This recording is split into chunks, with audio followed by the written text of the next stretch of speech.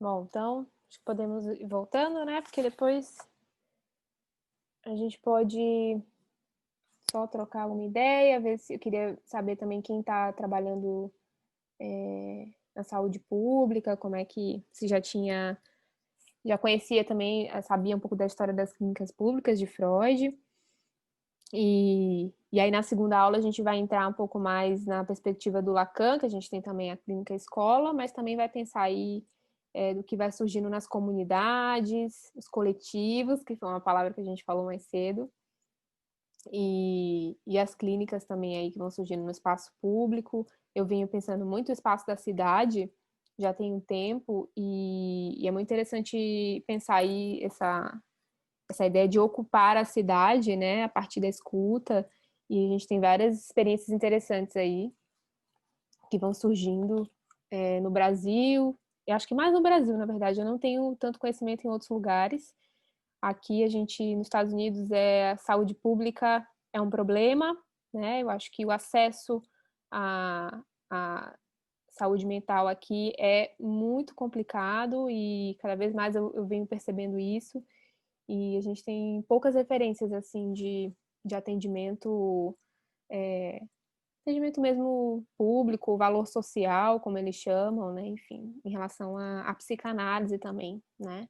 E a gente vai falar um pouco disso, talvez, porque tem a ver com esse histórico aí de como cada cultura se apropria de um saber, né? Ou como cada território, como cada país vai se apropriando da psicanálise também. A gente tem uma diferença aqui em relação aos Estados Unidos, ao Brasil, por exemplo, ao Reino Unido. Não, acho que mais especificamente em Londres, talvez, como cada cultura aí vai abarcando o saber psicanalítico, né? Isso tem consequências, claro, na prática, no acesso aos profissionais, aos analistas, né? Enfim, eu acho que essa experiência aqui nos Estados Unidos tem mostrado muito isso, assim, essa dificuldade no acesso, né? Então vamos voltando aqui. Depois a gente ter passado, né, por essa passeado aí por esse contexto histórico, político, cultural aí das clínicas públicas. A gente volta um pouco para os textos do Freud, né? E é interessante porque depois desse período o Freud vai escrever bastante, né? Textos que são importantes aí para pensar o campo social, também como eu já disse, psicologia das massas, como foi mencionado, mal-estar na civilização, futuro de uma ilusão, e também textos que são políticos no sentido da própria instituição psicanalítica, né? Por exemplo, na análise leiga, quem exerce a psicanálise são os médicos, ou os não, podem ser, quem não é médico pode exercer a psicanálise, tem toda uma questão aí também política nesse sentido. Então são textos que ele vai pensando aí no decorrer do tempo, né? E que passam pela pergunta da psicanálise para quem também, né? Ou seja, quem é o analista, quem é esse que vai em busca do atendimento. Nesse livro aqui, que eu falei para vocês, que é da Autêntica, que é o Fundamentos da Clínica Psicanalítica, que é onde tem o texto do Discurso de Budapeste, tem uma apresentação do livro que chama, de um texto que é do Gilson e do Pedro Tavares, Gilson Iannini e o Pedro Tavares. Um texto muito interessante, que é justamente logo, é o primeiro texto do livro, se vocês tiverem acesso ao livro, e chama sobre fundamentos da clínica. E eles apontam algo bem interessante quando eles colocam perguntas, né, como o que ocorre de fato no tratamento analítico, quais os fins de uma análise, né, um pouco da pergunta até que eu fiz para o Paulo, né, assim, qual é o objetivo, né, de pensar a psicanálise no campo jurídico, no campo do direito, como que é esse diálogo, né, quais são os efeitos disso, né, e aí eles vão se perguntando sobre isso. E aí tem essa citação deles aqui que eu achei bem interessante, que eles aproximam dois textos que normalmente a gente não pensa assim, que eles estão juntos, né? A gente deixa eles dissociados, mas eu achei bem interessante que eles falam: Freud aponta em uma carta a Pfister para o que secretamente aproximaria dois textos seus: a questão da análise leiga, né, que é essa questão de o médico, só o médico poder exercer, está na função de analista, ou outros que não médicos podem exercer, e o futuro de uma ilusão, né? São textos próximos, né, no tempo cronológico, de 1926, 1927. afirma que o primeiro texto, né, a questão da análise leiga, quis defender a psicanálise dos médicos. Interessante, né? Defender a psicanálise dos médicos. Por que será que precisa, né, de pensar isso para fora do campo médico? E com o segundo dos sacerdotes, né? Porque, afinal de contas, proteger a psicanálise dos médicos e dos sacerdotes? Acho que essa é uma questão que até hoje a gente se vê às voltas, não necessariamente, talvez aqui mais nos Estados Unidos, do campo médico, se a gente pensar que a psiquiatria toma conta da psicanálise de uma forma geral, os termos, enfim, tem uma certa fagocitose, se a gente pode dizer assim, tem um certo tomar conta aí da psicanálise, e a gente pode pensar isso em outras culturas também.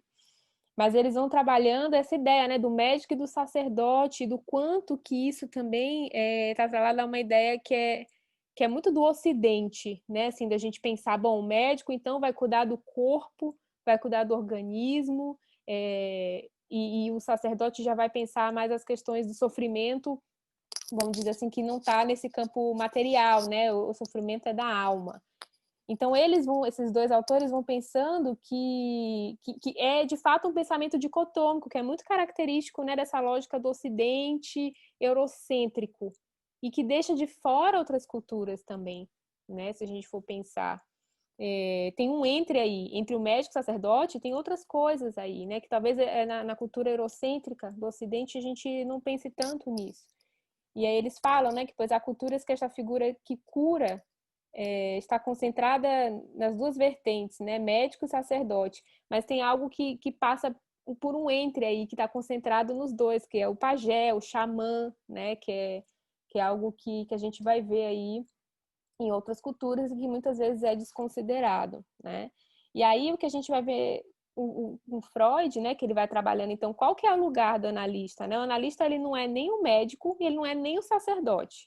Ou seja, ele vai fazendo todo um trabalho para pensar, localizar ali o analista nesse entre aí, talvez, né? De tentar pensar aí essa função. Depois, com Lacan, a gente vai entender melhor uma função discursiva, né? A gente vai se pensar um pouco a questão da ontologia, do quanto do ser do analista não é isso, não é disso que se trata, mas sim dessa função, né? Tanto que a gente tem analistas hoje que tem médicos, tem psicólogos, tem historiadores, tem filósofos, né, que fazem a formação, né? Ou seja, não está restrita aí ao campo médico ou da psicologia. Mas o Freud vai tendo que fazer esse trabalho de localizar aí, né? E o Lacan vai se perguntar no texto que a gente vai ver depois, que é quem analisa hoje, né? Quem é esse analista? Quem analisa?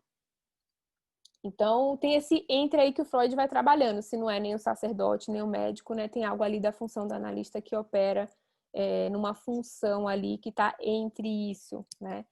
E voltando um pouco das culturas, dos países, né? Que eu acho que aqui nos Estados Unidos a gente pensar isso de uma psiquiatria que toma conta, né? Não à toa aqui demorou-se muito para que autorizassem não médicos a praticarem a psicanálise. Eu acho que aqui foi um dos últimos países, eu posso confirmar essa data depois para vocês, mas aqui em Nova York, inclusive, foi um dos últimos lugares a aceitarem, autorizarem que não médicos exercessem a psicanálise, e não à toa a gente tem efeitos isso aqui até hoje, justamente por essa articulação entre psiquiatria e psicanálise ali, uma coisa meio que como se a psicanálise estivesse submetida a uma psiquiatria, né? O que é problemático, porque são discursos que diferem em muitos sentidos, né? Depois a gente vai ver isso com o Foucault também, mas passa por aí. A gente pode pensar em outras culturas, no Brasil. Qual será que é a área que abraça aí a psicanálise, né? De uma forma geral ainda, né? Assim, muitos se formam, muitos se interessam pela psicanálise dentro do curso da psicologia, né? Então a gente tem também o campo aí da psicologia como uma área aí que vai abraçando, que vai abarcando aí também a psicanálise. Talvez isso já vem mudando de uns tempos para cá, mas ainda assim, eu acho que eu posso falar da minha própria experiência, né, assim, de poder estudar psicanálise num curso de psicologia e a partir disso pensar a formação da psicanálise fora do campo acadêmico, né, dentro e fora, né, porque a gente estuda a psicanálise no campo acadêmico, mas também tem as escolas de formação. Então, tá passando por aí. Em Londres a gente tem assistência social, né? É um campo que vai abraçar aí também a psicanálise, abraçar no sentido de dar conta ali de uma mistura, de uma lógica aí que passa pela assistência social. E aí, depois desse texto da análise leiga do Freud, é um texto importante, porque ele marca também uma posição aí que tem efeitos de relação de poder, né? Quem analisa, quem não analisa, quem pode, quem não pode. E aí ele substitui os termos médico para o termo analista a partir desse texto, a partir de 1926, tá?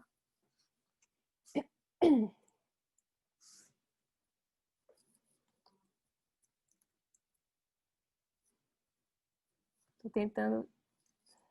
Tá. Tinha uma pessoa que pediu para entrar já faz um tempo. Deixa eu ver se ela ainda tá aqui, gente. Só um minuto.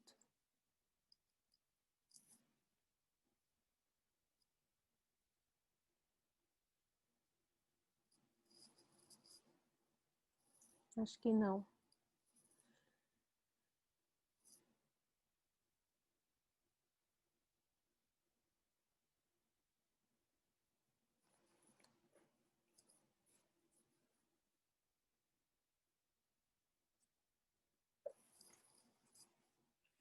Deixa eu destravar aqui a tela para poder colocar. E foi. Então, voltando, né? Assim, o que os autores estavam falando naquele texto dos conceitos fundamentais da psicanálise, dessa articulação entre religião, né? Do que vai aparecendo da religião e do quanto que a gente vai entendendo também que a religião está articulada à política, né? Eu acho que hoje, no cenário político também, a gente vai passando um pouco por isso no Brasil, né? Quando a gente vê discursos, a gente vê o presidente falando, a gente vê pessoas aliadas ao governo e tem uma coisa muito forte da religião aí em jogo. Outro dia, numa aula, eu vi o Gabriel Binkowski falando isso, né? Quando a política se vega, a religião, ela toma conta, né? Algo que vai nesse sentido, assim. Se tem algo que na política que manca, que claudica, algo que falha ali naquele sentido, não à toa a religião vem e assume ali algo nesse lugar que falha ali na política. Então, é interessante a gente ir pensando nessas articulações e, por isso, a gente vai chegar depois no seminário 11 do Lacan, que é tão importante por uma crítica que ele vai fazendo ao discurso religioso, ao eco a um discurso religioso no próprio campo analítico, né? É uma questão aí que ele vai trazer e se posicionar politicamente aí nesse sentido. Então, tem essa relação, a gente vai vendo que elas vão andando muito próximas, inclusive no campo analítico. No Brasil, a gente tem um fenômeno curioso, que é a tentativa de regulamentação da psicanálise por instituições religiosas, né? Eu não sei como é que está isso aí hoje. Alguém tem notícia? Se ainda existe essa tentativa? Eu lembro que há um tempo atrás, sim, tinha, acho que era, não sei se era evangélicos ou algo nesse sentido, de uma tentativa de regulamentar a psicanálise e atrelar aí a religião, a cura da homossexualidade. Tem todo um discurso aí perigoso nesse sentido, né? Não sei se alguém sabe, tem notícias disso, se isso ainda está acontecendo. Ainda está rolando um movimento de psicanalistas evangélicos. Que eu moro no Espírito Santo, eu fiquei sabendo de movimentos que chegaram para cá nos últimos anos. Isso tem site e tudo. É isso, né? E por isso a importância, né, da posição aí dos analistas em relação a uma política da psicanálise e se manter forte nesse sentido, né? Que é isso, quando essa política vai falhando, a religião também aparece. Mas é o que esse mesmo autor falou, gente, o Gabriel falou dessa frase, né, onde a política ela ela falha, vamos dizer assim, a religião toma conta. Mas é um cuidado que a gente tem também de não desconsiderar a função da religião no campo social, na subjetividade. Não se trata do rechaço, né, do discurso religioso nesse sentido. A gente tem que, inclusive, incluir isso também. Temos dizendo, não quero saber de religião, não quero pensar essas questões, mas é um autor que vale a pena, quem tiver interesse, é o Gabriel Binkowski, que eu vou colocar aqui, que ele tem trabalhado esses temas e tem pensado a função da religião aí na subjetividade, né? Com Freud mesmo a gente vai pensar aí o futuro de uma ilusão, que ele vai trazendo a ideia da religião com a questão da ilusão, mas do quanto que isso faz parte também do sujeito, né? De alguma forma isso atravessa. Não se trata de rechaçar esse campo. É um alerta aí que, por exemplo, esse autor, o Gabriel, vai fazendo.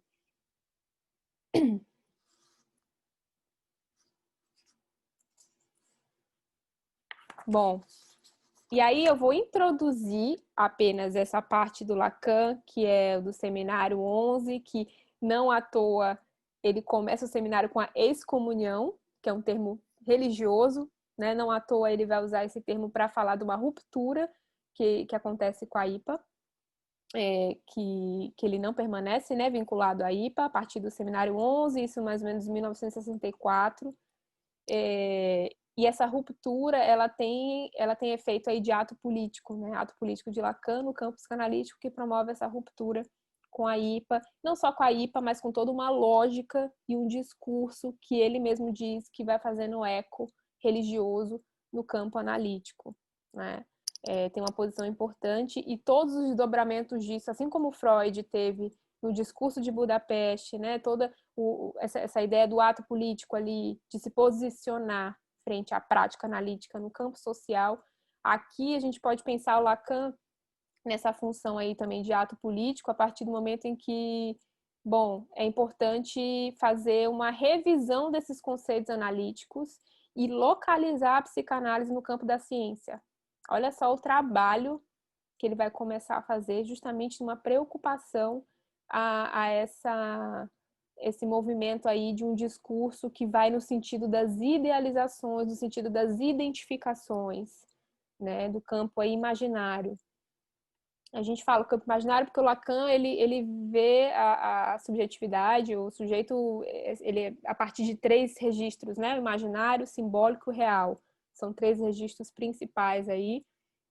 Então ele vai sempre articulando desde o primeiro seminário até o último essa ideia dos 3 registros que vão andando juntos. Então a gente fala um pouco o início desse seminário, do seminário 11. E aí, bom, aí são que horas? 11, né? 11h40, eu vou 10 minutinhos antes eu finalizo para a gente falar alguma coisa, perguntas, enfim, comentários, a gente vai discutindo e pensar aí, até para eu pensar também a próxima aula, se tem algum ponto que alguém de repente gostaria de retomar, enfim, e a gente avança aí no próximo sábado. Então é isso. O seminário 11, que no Lacan dá para a gente localizar muitos textos, assim, pensar a política na instituição psicanalítica, pensar também a política no campo social, né? Tem vários textos aí que a gente vai pensando. Mas para o curso aqui, hoje, eu destacaria 2, assim, principais. Um é o seminário 11, que é esse que ele já começa com essa ruptura da lógica da sociedade. Com Freud, a gente tem a IPA, né? A gente tem a sociedade psicanalítica, a ideia de sociedade, que é algo fechado, né? E já com Lacan, a gente tem essa passagem de sociedade para escola, né? Que tem uma diferença aí também importante na própria formação do analista, né?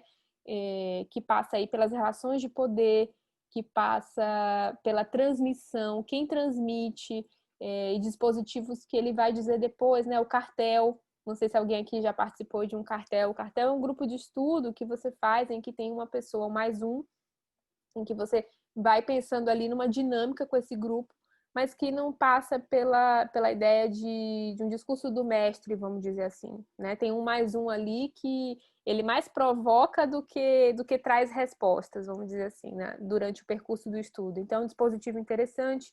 São tentativas do Lacan de poder tirar um pouco esse discurso do mestre, de poder tirar essa ideia do que tem alguém no poder, vamos dizer assim, né? E aí tem o cartel e tem o passe, que é um outro dispositivo que depois também tem toda uma problemática em torno dele, que ele mesmo vai dizer que, de uma certa maneira, existe um fracasso aí no próprio passe, né? Que o passe é relativa à formação, né? Relativa à autorização do analista, que você precisa testemunhar isso, transmitir isso para outros analistas. Bom, mas isso é uma outra questão. Então, o seminário 11 é isso, já começa com a excomunhão. E aí ele já vai fazendo essa provocação em relação ao discurso religioso, né? Ele fala, não estou querendo dizer, mas isto não seria impossível, que a comunidade psicanalítica é uma igreja. Contudo, incontestavelmente, surge a questão de saber o que nela pode mesmo fazer eco a uma prática religiosa. Então, ele já vai provocando, é interessante, ele começa a frase, né, não estou querendo dizer, com uma negação, né, assim, mas não são todos os psicanalistas, vamos dizer assim, mas existe aí, tem um grupo, tem alguns que vão fazer eco ao discurso religioso, e é importante ficar atento a isso, né, e tanto que o Lacan vai fazendo propostas teóricas como o tempo lógico, em que vai causando um mal-estar ali na instituição relativa à IPA, né. E aí tem esse outro trecho que eu acho importante, que é bem político, eu acho também. Tudo isso concerne a base no sentido local, militar mesmo, dessa palavra, a base do meu ensino. Desculpa. Abordo agora o de que se trata, os fundamentos da psicanálise. Então, é um seminário, assim, que ele vai retomar os conceitos, alguns conceitos fundamentais, que ele vai resgatar a ideia de inconsciente, algo que parece que algo que vai se perdendo aí no campo analítico, vai se confundindo com outros saberes, ele vai resgatar isso e localizar a própria psicanálise no campo da ciência, pensar e questionar, a psicanálise é ciência, se não é uma ciência, o que é uma praxis, é todo um trabalho aí de um seminário para trazer isso e articulando os 3 registros, tá? Principalmente nesse seminário, o registro real, registro que é importante aí para pensar também todo esse desenvolvimento dos conceitos que ele vai trazendo. Para finalizar, deixa eu ver se tem mais alguma coisa do seminário, porque aí depois o texto que eu indicaria é o Direção do Tratamento, que é um texto que eu vou começar a segunda aula, a próxima aula, que é um texto que traz a noção de política na clínica, né? Termos como estratégia, tática, resistência, transferência, que o Lacan vai trabalhar, é um texto fundamental e a gente começa com ele na próxima aula. Então, hoje a gente vai pensando aqui nesse ato político do Lacan no Seminário 11 mesmo, né? E questionar aí tudo o que vinha também acontecendo já há bastante tempo, que ele vinha observando na lógica aí da sociedade, na lógica da IPA. Tem algumas anotações que eu fiz, eu acho que vale dizer alguma delas aqui. Não sei se a história vale a pena, quem tiver interesse em saber como foi essa ruptura com a IPA, né? De que ele foi destituído do lugar de analista de data. O analista de data é aquele que forma outros analistas, né? Então aquilo ele foi proibido ele poderia continuar na IPA, mas não foi possível, a IPA disse que ele não poderia continuar, mas não com analista de data, e ele não aceita, né? Então aí acontece a ruptura.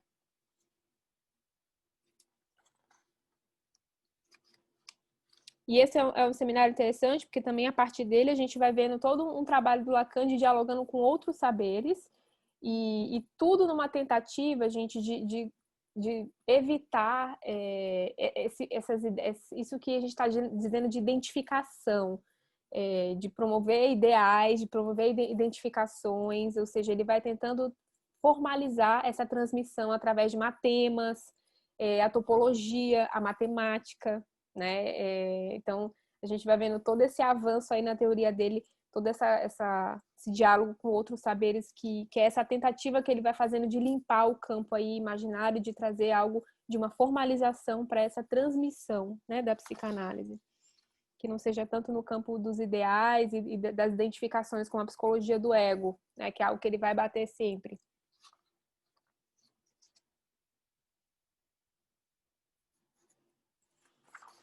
Bom, acho que é isso do seminário, dessa posição política.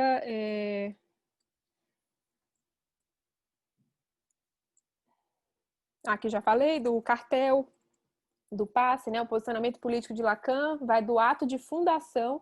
Nesse mesmo ano do Seminário 11, ele funda a escola dele, a escola freudiana, né? A escola freudiana de Paris. E essa ruptura, esse nome, inclusive, marca aí a diferença. Não é uma ruptura com Freud, é uma ruptura com a IPA. Tem uma diferença aí. Então, esse ato político dele, posicionamento político, vai desde o ato de fundação ao ato de dissolução. A mesma escola que ele funda, ele dissolve, tá? Isso foi bem polêmico na época também. Ele vai admitir, aí no final é isso, ele vai admitir que não vai conseguir evitar os efeitos de grupo consolidado, de aderência imaginária, base da crença religiosa que sempre condenara no funcionamento da IPA, né? Então, tudo para a gente entender o movimento dele no campo institucional mesmo, da escola da psicanálise, ele pensar dessa tentativa de limpar aí essa crença religiosa, tudo que ele condenou, e ele vai considerar no final que ele fracassa em relação a isso, mas que ele aprende algo com esse fracasso. Esse problema se demonstra como tendo uma solução, uma dissolução. É um jogo de palavras que ele usa aí, que é justamente para dissolver a escola. Basta que vá embora, que um vá embora para que todos fiquem livres. É no meu nobo romeano, que são os 3 registros, verdadeiro para cada um, em minha escola é preciso que seja eu. Bom, esse é um seminário que eu acho importante nesse sentido de ato político do Lacan. Tem outros textos, outras coisas. E o texto seguinte, que é a direção de tratamento, que a gente vai ver na próxima aula.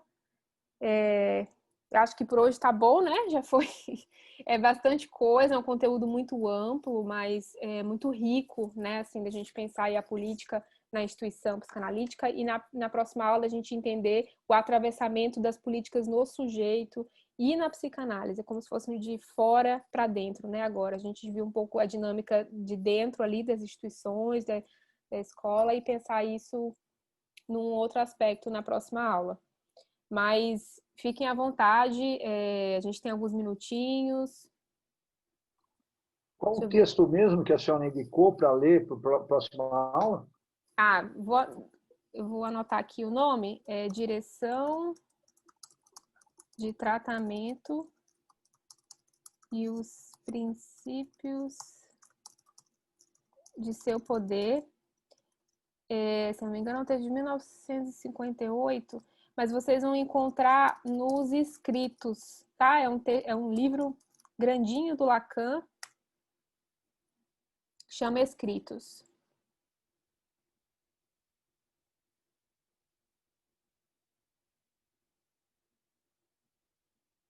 Tem alguém que pediu o nome do artigo, né, do Rafael.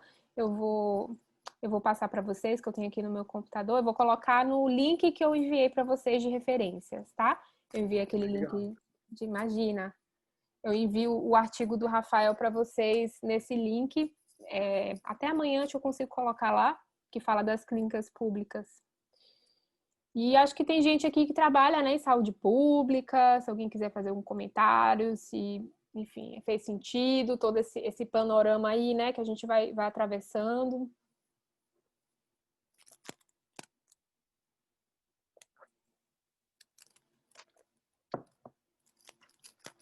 Falando em formação do sujeito, né, do ponto de vista ideológico, que o Lacan fazia essa conotação bem interessante, né, que o indivíduo, o sujeito já é antes de nascer, né, já tem um nome, já tem uma colocação.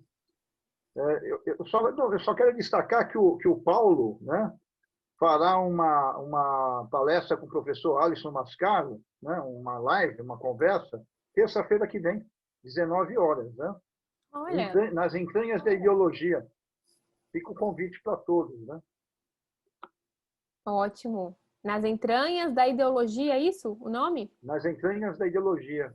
Essa análise, exatamente, porque as pessoas agem dessa forma contrária mesmo a o seu próprio interesse, né? Como é que isso acontece? Né? Aquele ministro do nazista lá, o Joseph Goebbels, não sei exatamente o nome, uma mentira dita 1000 vezes passa a ser verdade, né? Então a formação, a constituição do sujeito, ela acaba criando aí uma série de problemas, né? E zumbis, né? Tem todo um campo aí que você está dizendo, né, Marcos, da linguagem. Quando a gente for pensar no campo da psicanálise, né, tem a coisa da linguagem, do sujeito, né, se constituir a partir do outro, mas, enfim, tem todo isso. Se a gente for entrar por esse campo, mas o importante, talvez, aqui para a gente é pensar essa divisão do sujeito, né, que é um sujeito que parte desde Descartes, né, que vai pensar aí verdade, saber, e que para a psicanálise a gente vai ver uma divisão aí entre essa verdade e saber, e a gente tenta buscar essa verdade do sujeito. Enfim, mas penso, logo existo, mas o Lacan existo onde eu não penso, né? Onde não sou. Ele subverte aí, exatamente, subverte essa lógica do Descartes, né? E da ciência moderna, vamos dizer assim. É um tema muito interessante para a gente poder pensar também aí em outros diálogos. E aí, gente? Muita coisa, estão... Diga. Eu queria compartilhar um pouquinho só do meu interesse pelo tema, né? A minha formação em sociologia, né? Mas atuei na sala de aula como professora de sociologia há 15 anos. Nesse percurso me interessei pela psicanálise e também iniciei minha formação em psicanálise e hoje trabalho numa ONG aqui em Curitiba, que eu vou nas escolas atender as crianças, né? A ONG tem uma direção psicanalítica, né? E aí eu vou escutar a criança, a professora e a pedagoga juntas, para diante do impasse da aprendizagem que a criança está apresentando, ela poder se ver enquanto cada um ali, né? Não só a criança, poder se ver como sujeito e poder ver como é que vai se colocar nessa relação, né? Que é de conflito, de dor, de sofrimento, porque a professora está em desespero, a criança também, porque são crianças que não ficam sentadas na carteira, que batem, que rolam no chão, que pulam a janela, que um corpo assim, né, desgovernado, vamos dizer assim, né? E é com esse referencial, né, da psicanálise que eu trabalho ali com eles. Então é público, né? Tá, né? É uma ONG que tem parcerias com o setor público e com o setor privado, fazemos feijoada também, a gente faz de tudo, né, para sobreviver, né? É complicado, né? Tem essas complicações porque tem as questões que a gente aí tem que ceder ou não, e como não ceder, né? E como manter o desejo do que a gente está buscando, né? Mas é um trabalho que eu faço há 12 anos e que é a minha questão fundamental desde a minha formação de socióloga, né? Como é que a gente inclui o sujeito? Porque eu pensava assim, tá, todo mundo vai na passeata, mas cada um tem o seu motivo, né? Nem não é assim, todos estão no mesmo entendimento, no mesmo motivo ali, numa passeata ou em qualquer outro lugar, né? Social, numa igreja, né? Por que eu vou à igreja? Né? Não é pelo mesmo motivo.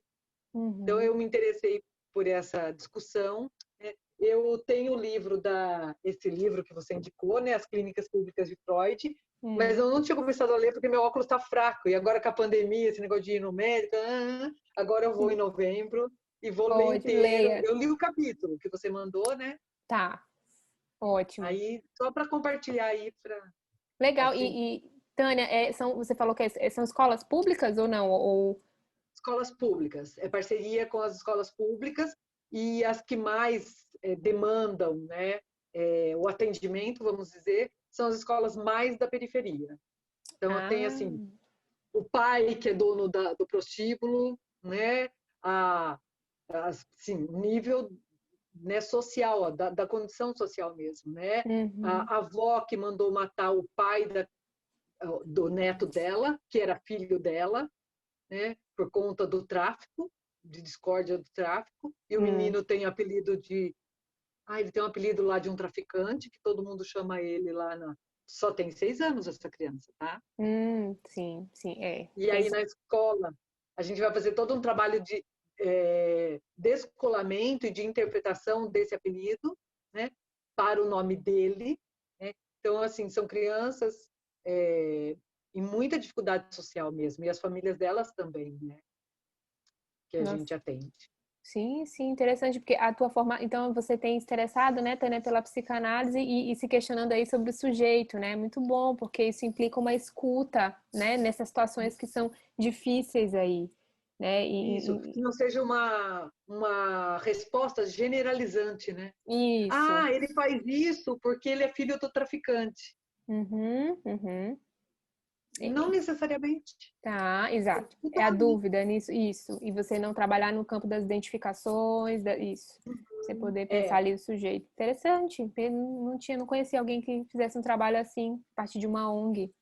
Muito bom. Eu acho muito bonito o trabalho, mas a nossa reflexão é sempre essa assim mesmo, né? Entre o social, o coletivo e o singular de cada um.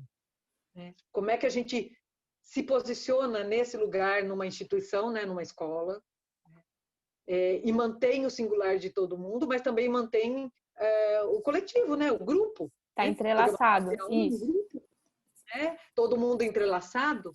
Né? Mas do que se trata esse entrelaçamento ali? De identificação? Né? Ou de outras possibilidades?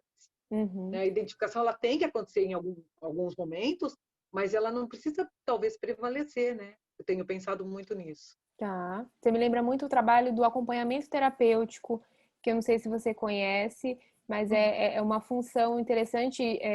A gente, enfim, trabalha justamente nesse entre aí da escola, da família, do sujeito, da criança que está na escola, que passa ali por uma escuta, né, e que prevalece o sujeito também, mas num contexto ali educacional, por exemplo, né? Tem todo um contexto social ali, de laço social que tem que ser levado em conta.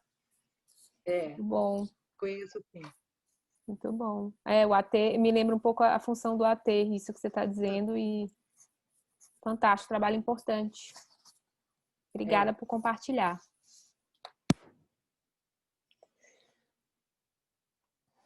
Mais alguém, gente? Alguma questão, dúvida? Se quiserem pensar, a gente também... vocês podem enviar perguntas por e-mail também, se ficar alguma questão do que foi falado.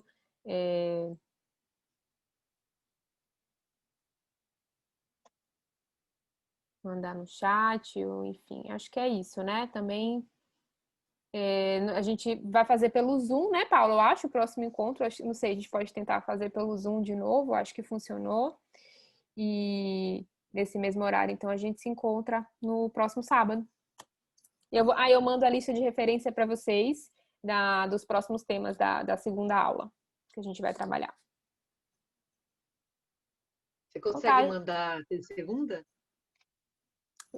Eu acho que eu consigo mandar entre segunda e terça, porque eu estou ainda recolhendo algumas referências que eu queria enviar para vocês, de capítulo, porque eu acho legal mandar alguns capítulos que vocês conseguem ler alguma coisa antes da aula, enfim, né? Que aí às vezes fica mais interessante. Aí eu preciso desse tempinho para eu poder selecionar. Acho que até terça eu consigo enviar para vocês ali. Entre segunda e terça tá ótimo. É para dar também o tempo, né, que a gente para ler, sim. Tá bom. Tá bom, gente. Obrigada por terem vindo e a gente se encontra então sábado que vem. Até. Até sábado, então, para todos. Tchau, tchau.